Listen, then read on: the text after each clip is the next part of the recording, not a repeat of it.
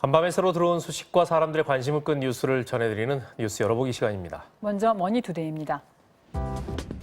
대선 승리가 유력해 보이는 조 바이든 민주당 후보가 자신의 SNS에 정확히 77일 안에 파리 기후변화 협약에 다시 가입하겠다고 밝혔습니다.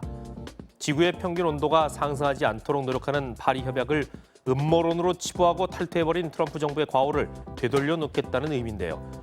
바이든 후보가 언급한 77일 뒤는 대통령 취임식이 열리는 내년 1월 20일을 가리킵니다. 바이든 후보가 당선되면 지난 4년간 트럼프 대통령이 추진했던 많은 정책이 뒤집히겠지만 그중에서도 환경과 관련된 부분은 전환 국면을 맞이할 것으로 보입니다. 다음은 국민일보입니다. 바이든 민주당 후보의 미국 대통령 당선이 유력해지면서 한국 통상당국은 희비가 교차하고 있습니다. 수출 중심의 한국 경제 구조상 자유무역주의를 옹호하는 바이든 후보의 당선은 확실한 호재지만 세계무역기구 WTO 사무총장 결선에 오른 유명희 통상교섭본부장의 시기에는 흐릿해졌기 때문인데요. 한국경제연구원은 바이든 후보가 당선되면 수출 장벽이 낮아질 가능성이 높다고 보고 한국의 총 수출이 연평균 최대 2.2%포인트 더 늘어날 것으로 분석한 바 있습니다. 하지만 당선과 함께 기존의 미국 입장을 철회할 가능성이 높아지면서 신임 WTO 사무총장 선거 결선에 오른 유명희 본부장의 거취가 불투명해진 상황입니다. 다음은 조선일보입니다.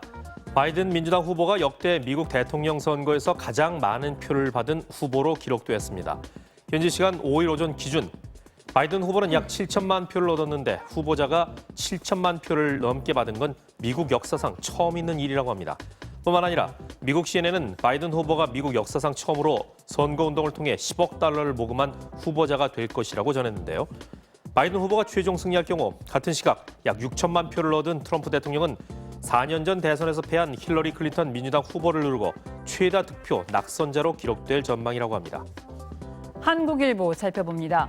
미국 대통령 선거와 함께 진행된 의회 선거에서 미국 민주당이 상하원 선거를 모두 장악하는 블루웨이브는 없었습니다. 기대했던 상원 다수당 탈환은커녕 하원 의석수 차까지 좁혀지자 민주당 내에선 지도부 책임론이 고개를 들기 시작했는데요.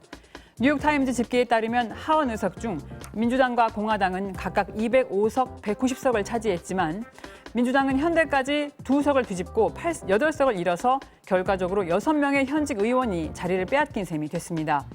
민주당의 예상 밖 고전에 미국 첫 여성 하원 수장인 낸시 펠로시 의장 체제가 급격히 흔들리면서 펠로시 의장의 임기 연장에도 빨간불이 켜질 것으로 보입니다. 다음은 경향신문입니다. 미국 역사상 첫 여성 부통령이자 최초의 흑인 부통령. 바이든 후보의 당선이 유력해지면서 카멜라 해리스 상원 의원의 백악관 입성도 실현될 가능성이 높아졌습니다. 2010년 캘리포니아주에서 흑인과 여성을 통틀어 처음으로 법무장관에 선출된 해리스 후보는 2016년 연방 상원 의원에 당선되면서 워싱턴 정가에 들어간 뒤로는 전사로 통했다는데요. 해리스 후보가 부통령으로 당선되면 그녀는 여성과 흑인으로서 백인 남성이 장악해온 백악관의 장벽을 깨뜨린 인물로 역사에 이름을 새기게 됩니다. 끝으로 세계일보입니다. 바이든 후보가 유리한 고지에 오르자 중국이 미국 차기 정권과의 관계 회복에 대한 기대감을 내비쳤습니다. 중국 외교부 부부장은 미국의 새로 선출된 대통령, 새로운 정부와 중국이 마주보고 가기를 희망한다면서 미국의 새 행정부에 대한 기대를 표했는데요. 시진핑 국가주석이 전날 미국을 겨냥하면서 일방주의와 보호주의가 국제질서와 국제규범을 파괴하도록 내버려둘 것이 아니라 세계의 경제체제를 개혁해야 한다고 말한 걸 감안하면 입장이 크게 달라진 셈입니다. 하지만 전문가들은 미국 대선 후에도 미국과 중국의 대립은 피할 수 없을 것이라면서 미국의 중국 봉쇄 정책은 계속될 것이라고 전망했습니다.